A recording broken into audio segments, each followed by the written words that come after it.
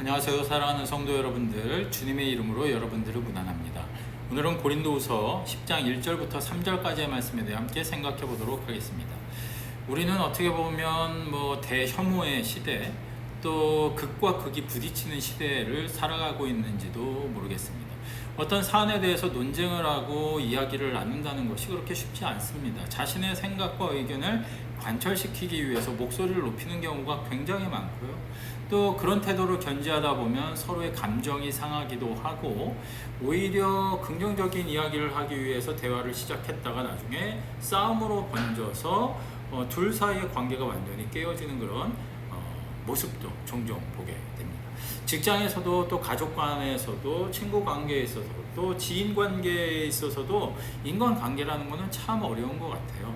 오늘 본문 말씀을 보면요, 사실은 고린도 교회 설립자였던 바울이 고린도 교회로부터 그의 사도권을 공격받는 일이 있었다라는 사실을 우리가 이 10장에 들어오면서 알 수 있게 됩니다.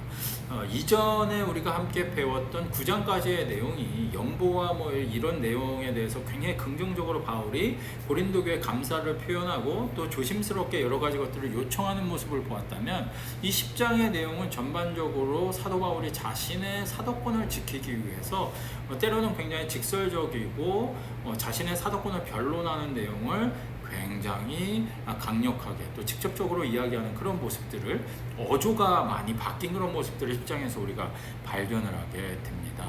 1절 말씀을 보면 너희를 대면하면 유순하고 떠나 있으면 너희에 대하여 담대하나 바울은, 이렇게 표현을 하고 있는데, 여기서 유순하다라는 말과 담대하다라는 말이 사실 원어로 본다면은 긍정적인 의미로도 부정적인 의미로도 사용할 수 있는 단어였습니다. 유순하다라는 단어인 타페이노스는요, 긍정적인 의미로 사용할 때는 겸손하다, 유순하다, 이런 겸비하다, 이런 의미로 사용이 될 수 있는데, 이게 부정적인 의미로 사용을 하게 되면 낮고 천하다, 노예와 같다, 노예가 가진 품성이 있잖아요. 스스로를 낮추고 자존심도 낮고 이런 거 있잖아요. 비열하다, 이런 의미가 있거든요. 그러니까 아마도 바울을 공격했던 사람들이 사도 바울, 저 양반 굉장히 비열하고, 타페노스 굉장히 비열하고 천박하고 그런 인간이야 라고 그의 인격에 대해서 비난을 했던 것 같아요. 그리고 그 뒤에 나오는 담대하다라는 이 단어도요, 이런 의미로 비난을 했던 것 같습니다. 우리식, 한국식으로 표현을 한다면 이런 걸 거예요. 야, 막상 얼굴 보고 대화하면 입도 뻥끗 못할 거면서 전화로 한다고 큰 소리 치고 이렇게 깐죽거리고 시끄러운 개처럼 네가 짖는데 얼굴 보고 한번 해보지? 이런 투. 그러니까 떠나 있으면 담대하다라는 게 그거예요. 만나면은 유순하고 떠나 있으면 담대하다, 이게 칭찬이 아니라, 만났을 때는 찍소리도 못하면서 떠나 있으니까 편지로 감나라 배나라 이거 해라 저거 해라 말 되게 많네, 이렇게 얘기하는 바울을 공격하는 사람들이 교회 안에 있었다라는 거죠. 근데 사실 고린도 교회는 바울이 설립한 그런 교회잖아요. 그러니까 설립자에 대한 이런 공격을 보았을 때 사실 바울 입장에서는 굉장히 기분이 나빴을 수 있겠죠.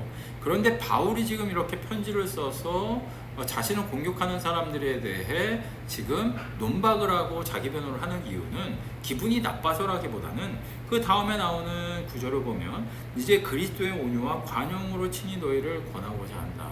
그러니까 교회 질서를 세우려는 것이 바울이 기분 나빠서 이런 게 아니라, 교회의 균형 잡힌 성장과 교회의 여러 가지 질서를 세우기 위해서 바울은 부득불 자신의 사도권에 대해서 변호할 수밖에 없었다라는 거죠. 왜냐하면 바울이 가르칠 자격도 없고 그가 가르친 복음은 거짓된 거고 이렇다라고 자꾸 누군가가 주장을 하면, 바울이 여러 가지 편지를 통해서 지금 교회 문제를 해결하기 위해 했던 모든 이 권면들을 고린도 교회 성도들이 우습게 알고 경히 여기고 안 받아들일 거 아니에요.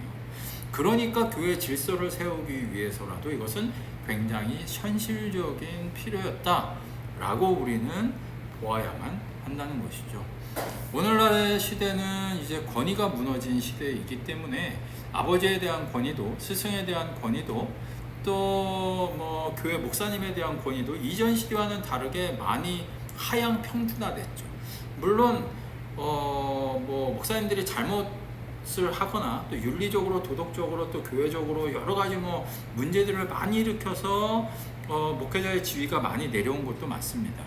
하지만 아버지라는 지위도 스승이라는 지위도 목회자의 지위도 전반적으로 권위에 대해서 이 사회는 이제 잘 인정을 하질 않아요.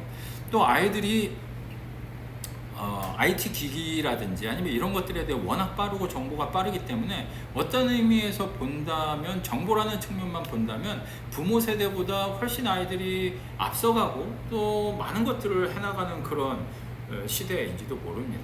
그렇기 때문에 부모가 애정어린 조언을 해줘도 아이 아빠 모르면 가만히 있어 이렇게 얘기하게 되는 거고, 심지어 목사님이나 아니면 학교 선생님이 어떤 조언을 해줘도 그 이야기를 그렇게 과거처럼 권위 있게 또 이렇게 받아들이지 않는 시대가 되고 말았다라는 거죠.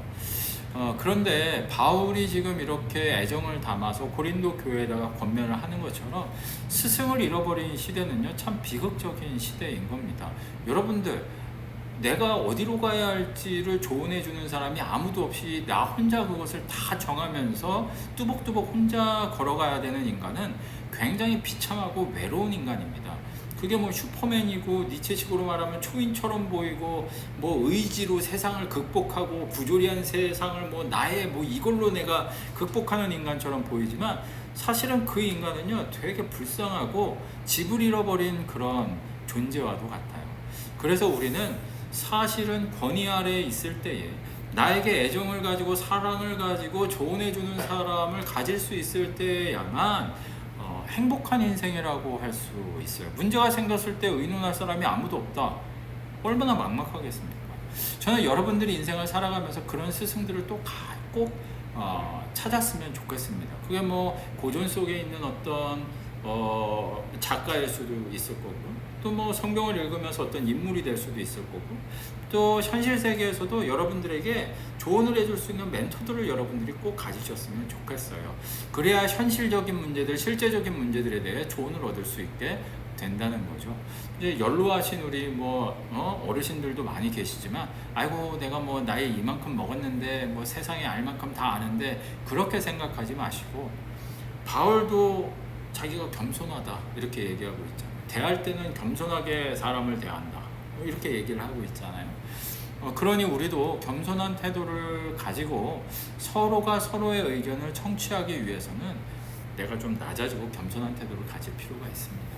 그래서 저는 여러분들이요 주변에 조언해 줄 수 있는 그런 많은 사람들을 가진 그런 행복한 인생을 사셨으면 좋겠어요. 물론 신앙에 대해서는 목사님에게 물어보는 게 좋겠죠. 뭐 혼자서 이상한 거 찾아본다든지 그러다가 꼭 이단에 빠지게 되는 거예요. 뭐 신기한 거 찾아본다든지 그렇게 하지 마시고, 여러분들 믿을 만한 신뢰할 만한 스승과 그런 동료들, 또 그런 조언을 해줄 수 있는 사람들을 가질 수 있는 그런 복된 인생 여러분들 사시기를 주님의 이름으로 축원드립니다.